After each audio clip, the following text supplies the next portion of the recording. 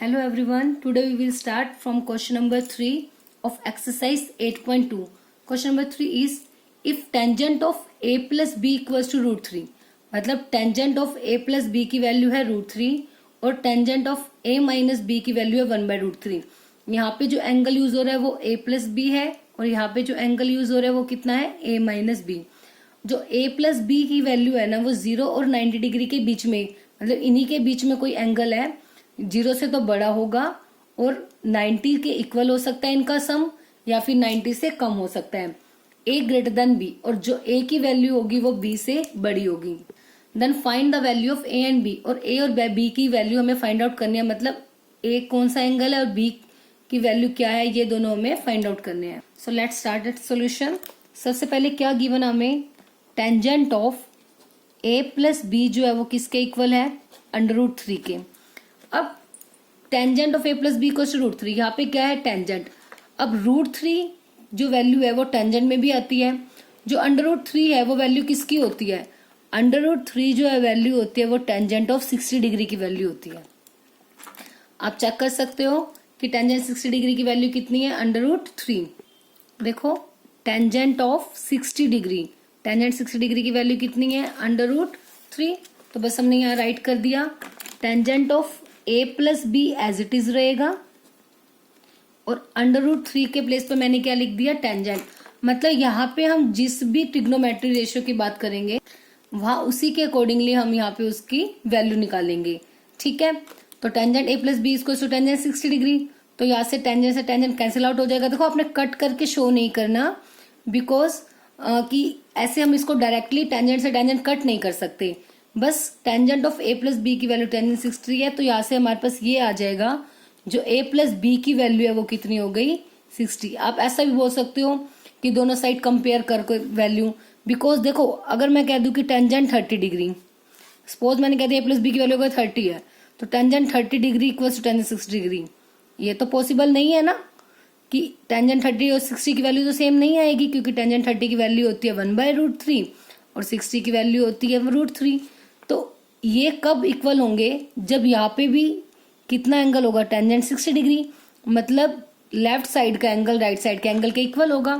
तो यहाँ पे भी यही कंडीशन है हो रही है अप्लाई कि tangent of a plus b अगर टेंजेंट 60 के इक्वल है तो ये वैल्यू आपस में इक्वल है, तो डेट मीन्स उनके एंगल भी आपस में कैसे हो जाएंगे, इक्वल हो जाएंगे. ठीक है, तो a plus b equal to 60 degree, ये हमारी आ गई फर्स्ट इक्वेशन. अब नेक्स्ट हमें गिवन है कि tangent of a minus b equals to 1 by root 3. Tangent of a minus b equals to 1 by under root 3. ये गिवन है, यहाँ पे भी लिख देते हैं, ये कंडीशन हमारे पास गिवन है. This condition is also given. अब सेम यहाँ पे इक्वेशन बनाने के लिए हम क्या करेंगे, tangent a minus b as it is. देखो अभी मैंने आपको बताया ना टेंजेंट 30 की वैल्यू कितनी होती है, 1 बाय रूट 3. तो हम इसे क्या लिख देंगे, टेंजेंट ऑफ 30 डिग्री. अब सेम इसमें ये दो वैल्यूज इक्वल हैं. ये दो वैल्यूज इक्वल कब होंगी, जब इनके एंगल भी आपस में कैसे होंगे, इक्वल. तो फर्स्ट का इसका एंगल क्या है, लेफ्ट साइड का a माइनस बी और राइट साइड का एंगल कितना है, 30 डिग्री.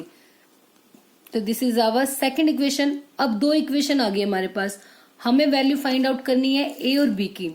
तो दो इक्वेशन है तो हम इजीली इसको फाइंड आउट कर सकते हैं किसी भी मेथड से, चाहे एलिमिनेशन से, सब्स्टिट्यूशन से, किसी भी मेथड से हम इन दोनों को सॉल्व करके वैल्यू फाइंड आउट कर सकते हैं.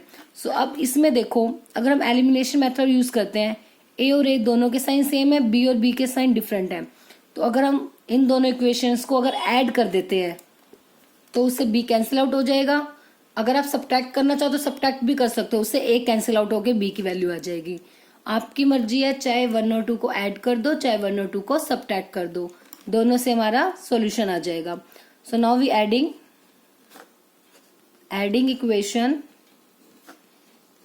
1 एंड इक्वेशन 2. दोनों इक्वेशन को ऐड करेंगे तो a plus b equals to 60 degree first equation है. सेकेंड इक्वेशन क्या है वो भी राइट कर लेते हैं, a minus b equals to 30 degree. अब जब ऐड करते हैं तो कोई साइन चेंज नहीं होता, as it is a plus a 2a, b minus B 0, तो ये क्या हो गया, cancel out. 60 plus 30 90 degree. So A की वैल्यू आ गई कितनी 90 डिग्री बाय में 2 उधर मल्टीप्लाई में था, इधर आके क्या हो गया डिवाइड में, कैंसिल आउट कर दो 2 4 ज़ा 8 2 5 ज़ा 10, तो यहाँ से ए की जो वैल्यू है वो कितनी आ गई हमारे पास 45 डिग्री। तो एंगल ए आ गया 45 डिग्री। अब किसकी वैल्यू फाइंड आउट करनी है हमें, बी की भी। तो बी की वैल्यू इन दोनों में से, चाहे इक्वेशन 1 में या इक्वेशन 2 में, किसी में भी हम पुट करके उस दूसरे की वैल्यू फाइंड आउट कर सकते हैं। तो फर्स्ट इक्वेशन में पुट कर देते हैं, a plus b equal to 60 है ना, तो put a equal to 45 degree in equation number 1, a plus b equal to 60 degree, a as it is, b की value 45 which is equal to 60। तो अब वैल्यू किसकी निकालनी है हमें, a की, इक्वल टू प्लस का 45, सॉरी a की वैल्यू थी हमारे पास 45, b की वैल्यू हमें निकालनी है, तो यहाँ पे आएगा b और a की value 45। So b equals to 45 plus का इधर आके क्या हो जाएगा minus, which is equals to 15 degree. So answer कितना आ गया हमारा, a की वैल्यू 45 और b की वैल्यू 15 डिग्री। सो ये दोनों हमारे क्या हो जाएंगे आंसर। सेम ऐसा एक हमारे पास एग्जाम्पल है, देखो एग्जाम्पल नंबर 8, इसे आप एक बार सॉल्व करना। इसमें भी देखो, इसमें साइन दिया हुआ है ना, sine of a minus b 1/2 है, तो हम इसको चेंज ऐसे ही करेंगे, जैसे sine of a minus b 1/2 है, तो साइन में देखेंगे कि 1/2 किसकी वैल्यू है। जैसे हमारे इस क्वेश्चन में हमने टेंजेंट में था तो इसको भी टेंजेंट में चेंज किया, बट यहाँ पे साइन है तो इसको किस में चेंज कर देंगे, साइन में। Sine of a minus b 1/2 है, तो 1/2 वैल्यू किसकी होती है साइन में, साइन 30 डिग्री, तो वहां से sine a minus B equal हो जाएगा साइन 30, तो दोनों के एंगल आपस में इक्वल, मतलब a minus B equal to 30 degree. आ गई एक इक्वेशन। अब ऐसे ये कोस में है तो हमें इसमें किस में एंगल देखना पड़ेगा, कोस में, बस क्योंकि तभी तो दोनों साइड अगर कोस होगा तभी तो उनके एंगल इक्वल होंगे, अदरवाइज तो हम एंगल इक्वल नहीं ले सकते। तो ऐसा तो नहीं कर सकते ना कि जैसे साइन 30 डिग्री है, यहाँ पे कोस 60, तो उस केस में तो हम नहीं कह सकते 30-60 इक्वल है या नहीं है। अगर दोनों साइड पे साइन होगा तभी हम कहेंगे हाँ उनके एंगल भी आपस में कैसे हैं, इक्वल। तो वैसे इसको कोस में चेंज करेंगे, ये कोस 60 डिग्री की वैल्यू होती है, तो cos a plus b equal to cos 60 degree, तो उसके बाद एंगल इक्वल हो जाएंगे, मतलब a plus b equal to 60 degree. बस सेम दो इक्वेशन आ गई। दोनों इक्वेशन को आप एलिमिनेशन मेथड की हेल्प से सॉल्व करके और b की वैल्यू फाइंड आउट कर सकते हैं। मतलब इस टाइप का कोई भी क्वेश्चन आ जाए तो बस आपने यही करना है कि जो भी हमारे पास लेफ्ट साइड में वैल्यू होगी, जो भी ट्रिग्नोमेट्री रेशियो होगी, उसी ट्रिग्नोमेट्री रेशियो में उस एंगल को हमें चेंज कर देना है, ताकि उसके बाद हम उन दोनों के एंगल्स को आपस में क्या ले सके, equal. Now the last question of the exercise, question number 4, state whether the following statements are true और फॉल्स, जस्टिफाई योर आंसर। अब हमें कुछ स्टेटमेंट्स गिवन है, हमें ये बताना है कि ये स्टेटमेंट्स ट्रू है या फिर फॉल्स है, और अपने आंसर को जस्टिफाई भी करना है कि क्यों ट्रू है या फिर क्यों फॉल्स है। जैसे फर्स्ट पार्ट है हमारा, sine of a plus b equal होगा साइन a प्लस बी। ये कहते हैं कि sine of a plus b, दो एंगल का प्लस, अगर दोनों एंगल्स को हम अलग अलग कर दें तो उनके प्लस के इक्वल भी होगा, तो ये कंडीशन फॉल्स है। इसके लिए मैं एक एग्जांपल से आपको बताती हूँ। सपोज मैंने ले ली a की वैल्यू 60 और b की वैल्यू 90, a की वैल्यू 60 और b की वैल्यू 90, तो a प्लस बी कितना हो गया, 60 प्लस 30 90 डिग्री हो गया। अब देखते हैं कि क्या इन तीनों पर जो ये वैल्यूज आपस में इक्वल आती हैं। तो sign of a plus B मतलब sign of 90 degree, sign 90 degree की वैल्यू कितनी होती है 1, ठीक है, साइन 90 की वैल्यू हमारे पास है 1। अब साइन a मतलब sine 60 degree plus sine b मतलब साइन 30 डिग्री। साइन 60 डिग्री की वैल्यू होती है √3/2 और 30 की वैल्यू 1/2। अब इनका एलसीएम अगर हम ले लेंगे कितना आएगा 2, तो √3 + 1 ये वैल्यू आ गई। क्या ये वैल्यू 1 के इक्वल है, नहीं है, नहीं दोनों वैल्यूज आपस में इक्वल, क्योंकि वैल्यू 1 के इक्वल नहीं है, तो इसका मतलब जो साइन 90 है वो साइन 60 + 30 के इक्वल नहीं होगा। इसका मतलब जो sine of a plus b हुआ वो sine a plus sine b के इक्वल नहीं होगा, ठीक है। तो बस इसलिए इसका हमारा आंसर क्या हो गया, फॉल्स, और हमें इस आंसर को जस्टिफाई करना था, तो इसलिए हमने जस्टिफिकेशन के लिए इसका एक एग्जाम्पल से इसे हमने शो कर दिया कि जो ये कंडीशन है गिवन वो क्या होगी, फॉल्स। अब आता है second part, the value of sine theta increases as theta increases. ये कहते हैं कि जैसे जैसे हम थीटा को बढ़ाते जाते हैं क्या साइन थीटा की वैल्यू भी बढ़ती जाती है?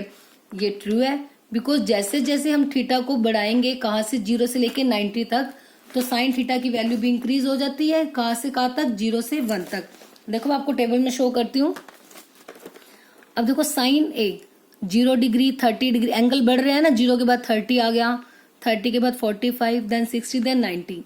वैसे ही एंगल साइन की जो वैल्यू है वो बढ़ती जा रही है। 0 के बाद 1/2, 1/2 यही से आपको दिख जाएगी। देखो बढ़ती बढ़ती लास्ट में क्या बन रहा है हमारा? 1/2। तो ऐसे ही जैसे जैसे हम थीटा को इंक्रीज करते जाएंगे साइन की वैल्यूज भी बढ़ जाएगी। कहाँ से कहाँ तक? एंगल इंक्रीज हो रहा है 0 से 90 तक, और वैल्यू कहाँ से कहाँ तक बढ़ गई? 0 से लेके 1 तक। अब थर्ड पार्ट में कहते हैं कि क्या वैल्यू ऑफ कॉस थीटा भी इंक्रीज होती है जैसे जैसे थीटा बढ़ता है? नहीं, बिकॉज जैसे जैसे थीटा बढ़ता है वैसे ही जो कॉस थीटा की वैल्यू होती है वो डिक्रीज होती है। हमने आपको याद हो तो टेबल जब बनानी भी सीखी थी, जैसे साइन की वैल्यू थी हमने उसका अपोजिट तो लिया था। एंगल तो बढ़ ही रहे थे 0 से 90 तक, बट जब कोस की बारी आई थी तो हमने पीछे से एंगल उठाने स्टार्ट किए थे ना। तो पीछे से स्टार्ट किए थे मतलब जो उसकी कोस की वैल्यू है वो कहाँ से कहाँ तक चली जाएगी? 1 से 0, क्योंकि अगर साइन की वैल्यू 0 to 1 है उसकी क्या हो जाएगी? 1 to 0। I will show you in the table. Cos A angle तो इंक्रीज हो रहे हैं बट वैल्यू डिक्रीज होगी 1 से लेके कहाँ चलेगी? 0, मतलब वैल्यू स्मॉल होती जा रही है। ठीक है, तो वैल्यू क्या होती जा रही है? डिक्रीज हो रही है। कब? कोस के केस में तो एंगल बढ़ेंगे तो वैल्यू कम होगी, साइन के केस में एंगल बढ़ेंगे तो वैल्यू भी कैसी हो जाएगी? इंक्रीज, मतलब बढ़ जाएगी। इंक्रीज का मतलब बढ़ना, डिक्रीज का मतलब कम होना। नेक्स्ट आता है कि साइन थीटा और कोस थीटा कहते हैं इक्वल है हर वैल्यू के लिए। देखना क्या यहाँ पे हर वैल्यू के लिए साइन और कोस की वैल्यू इक्वल है? 0 के लिए ये 0 है, 1 इक्वल ही नहीं है। पहला ही केस इक्वल नहीं है तो सबको चेक करने की नीड नहीं है। सिर्फ एक 45 का केस ऐसा है जिसमें साइन और कोस की वैल्यू कैसी होती है? इक्वल। बाकी अदरवाइज किसी भी अनदर वैल्यू के लिए साइन और कोस की वैल्यू आपस में इक्वल नहीं होगी। तो इसलिए ये हमारी कंडीशन फॉल्स हो गई कि ये हर एक वैल्यू के लिए आपस में इक्वल नहीं होंगे। ये सिर्फ तब इक्वल होंगे जब थीटा की वैल्यू कितनी हो जाएगी? 45 degree. Now the last part is cot is not defined for a equal to 0 degree. ये कह रहे हैं कि ए की वैल्यू मतलब एंगल अगर 0 डिग्री होता है तो कोट ए की वैल्यू जो है वो डिफाइंड नहीं होगी। तो ये कंडीशन ट्रू है बिकॉज जो कोट 0 की वैल्यू हमारे पास कितनी आई थी? Not defined. क्यों?